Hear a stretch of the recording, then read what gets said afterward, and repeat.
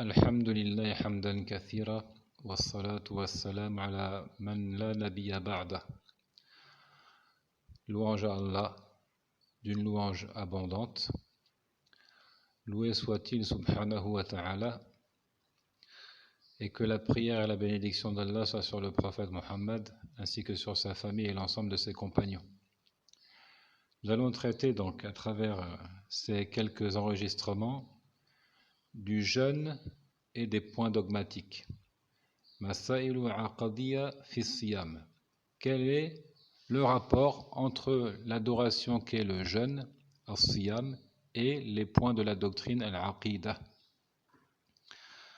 Nous disons en guise d'introduction, al-ilaqatu bayna al-aqidati wal-ibadati ilaqatun talazumiyya. Fala aqidata biduni ibada wala ibadata biduni aqida. وهذه العلاقة شأنها شأن علاقة الروح بالجسد، إذ لا يمكن أن يكون هناك جسد بدون الروح، ولا يمكن أن تكون هناك روح بلا جسد. فالعلاقة بين الصيام والعقيدة هي علاقة تلازم وتضمن. Le lien unissant la doctrine à l'adoration est un lien intrinsèque. Les deux vont de pair, l'un ne va pas sans l'autre. Il n'y a pas de doctrine sans adoration, il n'y a pas d'adoration sans doctrine. Donc toute œuvre de piété que nous produisons, elle est soutenue par une croyance. C'est comparable au rapport entre l'âme et le corps, étant donné qu'il ne peut y avoir de corps sans âme, pas plus que d'âme sans une enveloppe charnelle pour l'abriter au cours de sa vie terrestre. Ainsi, le lien unissant le jeûne et la doctrine est corrélatif, l'un recouvrant l'autre. عند التأمل في الصيام ونصوصه مثلا يتبين بجلاء مدى هذه العلاقة وأن عبادة الصيام تحتوي على الكثير من المسائل العقدية منها ما يلي. Donc, lorsqu'on observe le jeûne, les textes révélés à son sujet, l'ampleur de ce lien apparaît clairement. Lorsqu'on analyse, lorsqu'on médite ces textes, on trouvera qu'il y a effectivement un lien avec la croyance. Nous découvrons que cette adoration recouvre un grand nombre de points dogmatiques, parmi lesquels nous allons les citer. Donc, c'est une liste de 24 points. Si Allah Azza wa Jalla le permet, nous allons donc tous les citer. Al-mas'alatul ula al-ikhlas. Premier point, la pureté de l'intention. Al-ikhlas, la pureté de l'intention. من أعظم آثار الصيام الإخلاص ثمرة ينالها المسلم من صومه لأن الصيام عمل خفي بين العبد وبين ربه فهو يربي في المؤمن توحيد الله وإخلاص العمل له سبحانه وتعالى لا شريك له لقول الله عز وجل في الحديث القدسي كل عمل ابن آدم له إلا الصيام فإنه لي وأنا أجزي به. Donc, premièrement, il dit la pureté de l'intention, qui est une des répercussions du jeûne les plus importantes. Un des fruits que l'on peut récolter à travers le fait de se priver de nourriture, de boissons et d'autres choses bien connues pendant le jeûne, c'est de gagner en ikhlas, c'est-à-dire en pureté de l'intention. Le musulman récolte ce fruit en jeûnant. Pourquoi ? Parce que cet acte cultuel est en fait un acte caché des autres. Donc, il échappe à la duplicité, il échappe à l'ostentation, étant donné qu'il n'y a qu'Allah qui est censé savoir qu'on se prive et qu'on jeûne. Donc, caché des autres, qui établit un rapport intime entre le serviteur et son Seigneur, tabaraka wa ta'ala.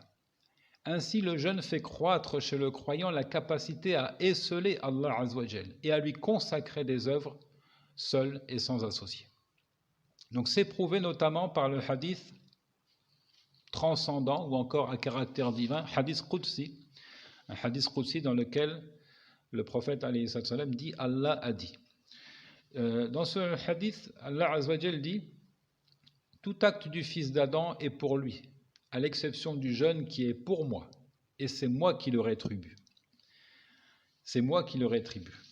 Puis il poursuit en disant taraka shahwatahu wa ta'amahu wa sharabahu min ajli.